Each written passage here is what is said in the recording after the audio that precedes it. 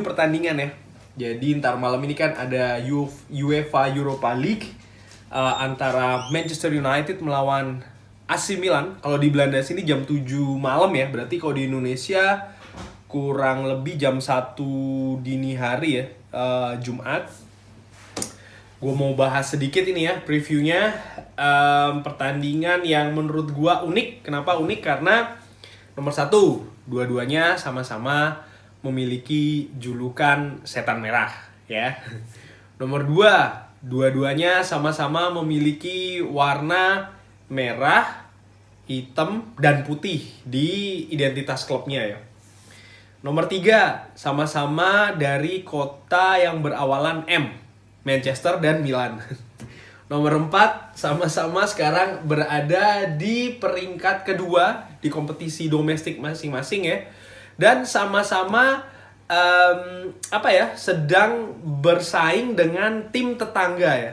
AC Milan dengan Inter Milan, Manchester United dengan Manchester City. Jadi kebetulan ini kan kalau di Serie A Inter Milan yang peringkat 1, kalau di English Premier League Manchester City yang peringkat 1 ya. Nah, gimana nih? Ini ada countdown ya, 9 jam lagi pertandingan.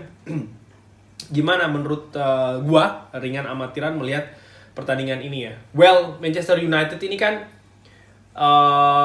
baru saja menang derby ya, 2-0 melawan Manchester City, yang pastinya ini akan menjadi booster, akan menjadi katakanlah penyemangat mental bagi tim ya. Karena kan sempat di 3 pertandingan sebelumnya Manchester United hanya seri 0-0, tidak bisa bikin gol.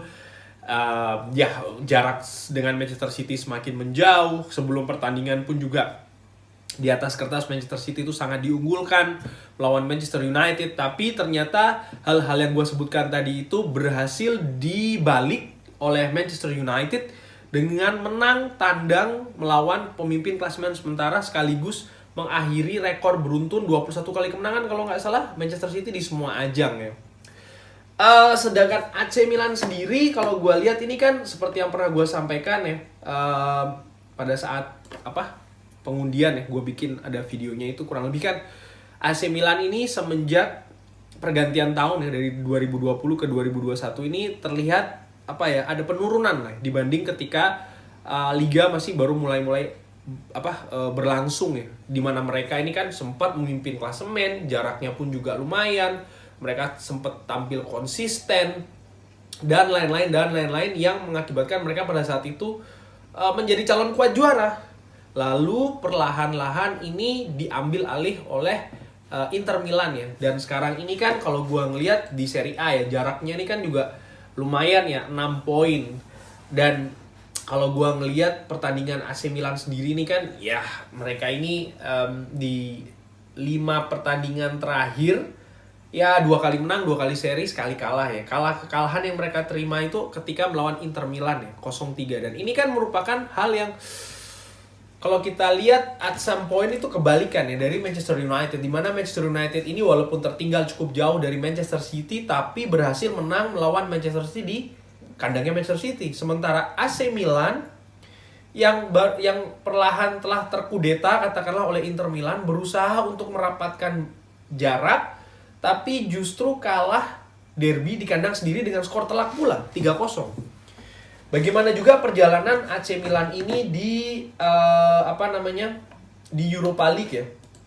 Ya seperti yang gue pernah bilang kan, sebenarnya tidak mulus-mulus banget ya perjalanan AC Milan di kompetisi Europa League ini ya. Walaupun mereka ini berhasil menduduki atau lolos sebagai juara grup, tapi kalau kita lihat ya, AC Milan ini kan satu grup dengan Lille, satu grup dengan Sparta Praha, satu grup dengan Celtic. Di atas kertas ya harusnya ada gap di situ ya antara Milan dengan Lille, Sparta Praha dan Celtic. Tapi kenyataannya justru AC Milan ini ya tidak bisa 100% ya. Dia kan 4 kali menang, sekali seri, sekali kalah. 12 kali membuat gol, 7 kali mereka masukan ya. Artinya ya tidak mulus-mulus banget juga. Dan kalau gue lihat juga kemungkinan starting line up dari AC Milan ini kan banyak pemain yang cedera ya. Zlatan Ibrahimovic cedera, Mario Mandzukic cedera, lalu Ante Rebic ini juga cedera, yang menurut gua pasti sedikit banyak akan mempengaruhi kekuatan squad dari AC Milan sendiri ya. Oke, katakanlah mereka so far ini nggak jelek-jelek banget di Serie A ya, karena mereka di 4 pertandingan terakhir ini kan tidak kalah ya. Cuman ya pemain-pemainnya ini kan tidak semua memiliki katakanlah pengalaman untuk menghadapi tim-tim besar di Eropa, di dalam kompetisi Eropa ya. Karena ini kan tentunya berbeda gitu loh kesiapan mental mereka. Inilah kenapa Milan pada saat ya sebelum-sebelumnya ya, katakanlah ya tahun 90-an akhir, 2000-an awal itu masih oke, masih bagus, bahkan sempat juara Liga Champions dan lain-lain. Karena memang mereka bukan hanya punya skuad yang dalam, yang bagus, tapi juga mempunyai pengalaman ya. Untuk terutama kan ini pengalaman kalau menurut gua, dan juga kesiapan mental ya.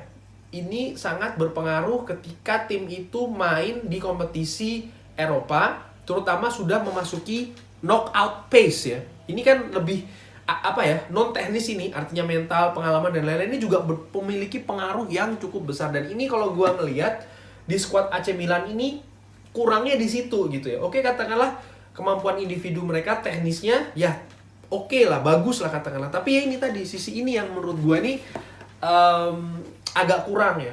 Memang mereka punya seorang kapten, kiper Gianluigi Donnarumma, tapi hanya itu saja. Sebenarnya bisa diharapkan dari sosok Zlatan Ibrahimovic ya. Cuman sayangnya Zlatan tidak bisa dimainkan. Jadi ya menurut gua ini merupakan ketimpangan, salah satu ketimpangan yang dimiliki oleh skuad AC Milan. Sebaliknya Manchester United bukan hanya menang selepas menang 2-0 melawan Manchester City, tapi kalau kita lihat ya, Manchester United ini kan bisa dikatakan belum terkalahkan di banyak pertandingan ya. Ketika kalau gue catatan ini ya, at least ketika mereka setelah menang 9-0 melawan Southampton itu seterusnya mereka tidak pernah kalah ya. Dan ini tentu saja bisa dijadikan head to head yang cukup positif lah untuk Manchester United. Tapi ada satu hal ini yang mengkhawatirkan gue. Nomor 1, cedera pemain, karena masih ada beberapa pemain yang kemungkinan tidak bisa dimainkan ya. Juan Mata, Paul Pogba, David De Gea, Edison Cavani masih tanda tanya, Donny van de Beek masih tanda tanya, pun Marcus Rashford masih tanda tanya ya. Nah, fakta-fakta inilah yang menurut gue akan membuat pertandingan nanti itu mungkin akan akan menarik lah katakanlah ya. Karena itu tadi masing-masing ada plus minusnya ya. Manchester United plus di sisi kualitas, plus di sisi pengalaman, plus di sisi main tuan rumah katakanlah ya. Tapi AC Milan, oke, secara kualitas mereka ya so-so good, tapi pengalaman ini mereka kurangnya di pengalaman ya. Artinya yaitu tadi squad experience-nya masih low. Dan dari faktor itu gua sih berpikir Manchester United harusnya masih bisa lebih diunggulkan untuk menang pertandingan nanti ya. Yang menarik adalah kalau kita bahas sedikit mengenai kemungkinan susunan pemain yang akan ditampilkan oleh Manchester United ya. Kalau gua melihat pertandingan terakhir ini kan cukup menguras fisik ya. Artinya pemain dipaksa untuk bermain strategi ya, karena memang tuntutan strategi bermain dengan tempo tinggi, pressing tinggi dan lain-lain ya. Akibatnya apa? Marcus Rashford tumbang. Ya banyak pemain kecapean lah katakanlah, dan bahkan cedera. Nah, untuk itulah kalau gue memprediksi skuad yang akan ditampilkan oleh Manchester United nanti ini akan bermain dengan pola tetap 4-2-3-1. Dean Henderson penjaga gawang, Harry Maguire akan tampil lagi berpasangan kali ini kemungkinan dengan Eric Bailly. Lalu di sebelah kanan ada Aaron Wan-Bissaka. Sebelah kiri gua pikir Ole Gunnar akan menyimpan Luke Shaw dan akan lebih memilih memainkan Alex Telles. Untuk gelandang tengah gua sih berpikir Fred dan Scott McTominay masih akan tetap dipercaya untuk ditampilkan ya. Sementara menariknya adalah gelandang serang ya, 3 gelandang serang. Di kanan gua akan pikir akan dikasih ke Mason Greenwood, yang dimana di pertandingan sebelumnya ini kan ya nggak bermain full ya. Di tengah siapa lagi kalau bukan Bruno Fernandes. Lalu di sebelah kiri kalau gua pikir spotnya Marcus Rashford ini akan diisi oleh Daniel James ya. Dan penyerangnya kalau gue pikir akan diberikan kepada Anthony Martial. Tentunya ya ini bukan squad yang apa ya, kalau gue bisa bilang bukan squad yang terbaik katakanlah ya, karena memang ya kita harus melihat fakta bahwasanya pemain juga ada yang cedera, mungkin recovery dari pertandingan kemarin melawan Manchester City belum penuh. Ditambah lagi fakta weekend ini kita akan bermain melawan West Ham United ya. Kita tahu West Ham United ini kan sedang menanjak ya penampilannya. Jadi patut diwaspadai. Ya kalau ngomong soal masalah peluang sih, gue yakin di atas kertas again ya, Manchester United ini harusnya masih lebih bisa diunggulkan ya. Yang menarik ini adalah untuk menanti bagaimana Ole Gunnar Solskjaer ini akan meramu squad terlepas dari 11 pemain yang akan ditampilkan di line up ya. Karena kan tidak mungkin 11 pemain ini katakanlah ya dipaksa untuk semuanya bermain 90 menit. Pasti ada rotasi gitu loh. Nah, rotasi ini patut kita nantikan ya. Siapa yang akan menggantikan siapa gitu loh. Karena ya cedera itu tadi, ini squadnya sedang tidak bagus ya. Karena kalau gua sih secara pribadi ya sebenarnya untuk mempercayakan kepada pemain muda ya kayak Sola Sotair atau Amad Diallo itu masih belum sih, terutama untuk kompetisi Europa League yang sudah memasuki tahap knock phase ini ya. Cuman ya mungkin karena squad yang timpang seperti ini mau tidak mau mungkin bisa jadi mereka akan diberikan menit bermain lagi ya. Mungkin bisa jadi akan masuk dari menit 70-an atau bahkan menit 50-an ya. Pun demikian ada peluang untuk seorang Brandon Williams mungkin juga akan bisa jadi ditampilkan ya.